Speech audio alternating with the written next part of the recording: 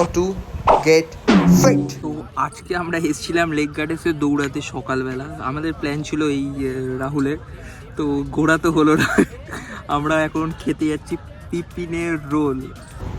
তো চলে গেলাম লেক গার্ডেন্সের পাশ থেকে হাঁটতে হাঁটতে রিল্যাক্সে এই সুন্দর সিনারিটা উপভোগ করতে করতে চলে এলাম পিপিনের সামনে। ওই যে দেখা যাচ্ছে, তারপরে রাস্তাটা পার করলাম জেব্রা ক্রসিং থেকে, তারপরে সিধা হাতে নিয়ে নিলাম রোলটা পিপিনের থেকে। রোলটা জুসি আর দারুণ খেতে, তো ভালোই খেতে। এখন আমরা আবার লেক গার্ডেন্স থেকে বসবো রিল্যাক্সে, কোনো চাপ নেই, কারণ রোলটা ভালো করে।